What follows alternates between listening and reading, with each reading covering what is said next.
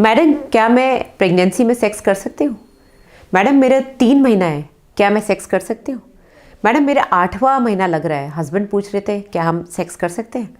मेरी डिलीवरी को 1 महीना हो गया, मेरे सिजेरियन को 2 महीने हो गए, हम सेक्स कब कर सकते हैं? कितने कॉमन सवाल हैं, क्योंकि सेक्स इंटरकोर्स हमारी लाइफ का एक इंटीग्रल पार्ट है और एक हमारी बॉन्डिंग बढ़ाता है पार्टनर के साथ। लेकिन इसके लिए एक तो पहली बात, पूछने में शर्म आती है, डॉक्टर पता नहीं जवाब देंगे कि नहीं देंगे, डांट ना पड़ जाए, या फिर आप उसको गूगल करते हैं, आप ढूंढते हैं इन्फॉर्मेशन, या फिर आप डर के मारे करते ही नहीं है।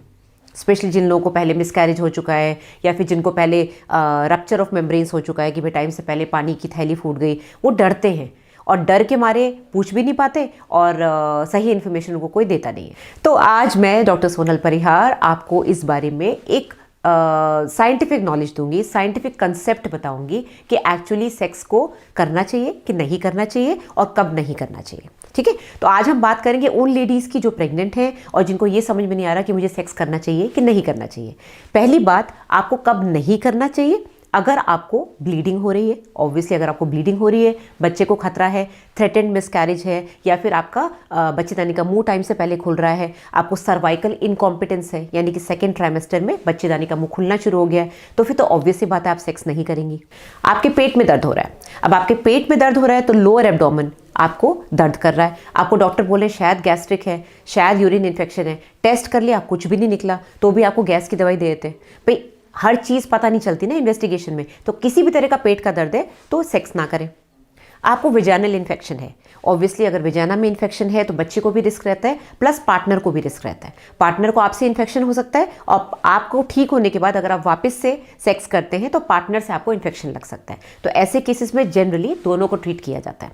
तो इन्फेक्शन, ब्लीडिंग, पेन एब्डोमेन, और अगर आपको पहले सर्वाइकल स्टिच लगा हुआ है, यानी कि आप ऑलरेडी प्रोन हैं, ऑलरेडी आपके बच्चेदानी का मुंह खुला हुआ है और डॉक्टर ने उसको टांका लगा के बंद किया है, ऐसे केस पे डेफिनेटली आपको हैवी वर्क के लिए मना किया जाएगा, आपको सेक्स के लिए मना किया जाएगा, और अगर करें भी तो बहुत फोर्सफुल सेक्स ना हो।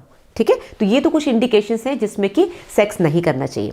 स्पेशली उन लेडीज़ को जिनको प्रीवियसली एबॉर्शंस हो चुके हैं, तो जब तक वो एबॉर्शन वाला जो टाइम है 3 महीना या 4 महीना वो आप पार नहीं कर जाती, तब तक आपको डॉक्टर मना करेंगे। अगर आपको प्रीवियसली 2 महीने पे एबॉर्शन हुआ है तो 3 महीने तक सेफली आपको मना किया जाएगा।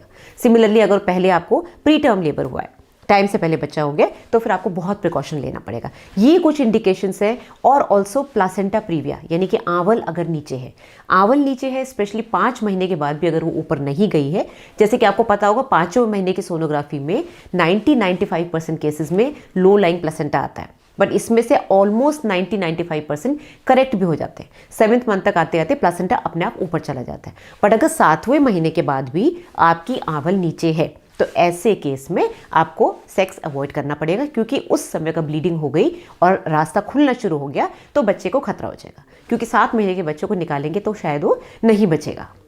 अब सेक्स के समय होता क्या है, ये तो आपको भी पता है। सेक्स के समय सीमेन निकलता है। सीमेन में कुछ प्रोस्टाग्लैंडिन्स होते हैं जो कि केमिकल्स होते हैं, जो कि मैं आपको कई बार बता चुकी हूँ। ये पेट में क्रैम्प्स लाते हैं, ये आपके पेट में क्रैम्पी मूवमेंट लाते हैं, यूट्रस में भी क्रैम्प्स आते हैं, और जब आपको डायरिया होता है तो आपके इंटेस्टाइन में भी जो क्रैम्पी मूवमेंट होता है वो प्रोस्टाग्लैंडिन की वजह से होता है। तो एक तो सीमेन में प्रोस्टाग्लैंडिन होते हैं, प्लस जब आपको ऑर्गेज्म आता है तब भी थोड़े प्रोस्टाग्लैंडिन्स रिलीज होते हैं, तो यूट्रस में पेन आने के चांसेस रहते हैं। इस वजह से आपको थोड़ा बहुत प्रिकॉशन लेना पड़ता है कि प्रेगनेंसी में आप किस पोजीशन में सेक्स करें और कितना फोर्सफुल सेक्स करें और किस फ्रीक्वेंसी में करें, डिपेंडिंग अपॉन आपकी डिजीज़ क्या है और आपको प्रॉब्लम क्या है।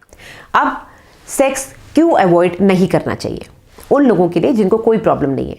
मेरे पास जो पेशेंट्स आते हैं मैं उनको यही बोलती हूँ, आप 9 मंथ्स तक आराम से हस्बैंड वाइफ साथ में रह सकते हैं, डिपेंडिंग कि उस समय पेशेंट को प्रॉब्लम क्या है, उसके अकॉर्डिंग आप डिसाइड करें क्या फ्रीक्वेंसी रहेगी, कितना फोर्सफुल रहेगा, एंड ऑब्वियसली क्या पोजीशन रहेगी।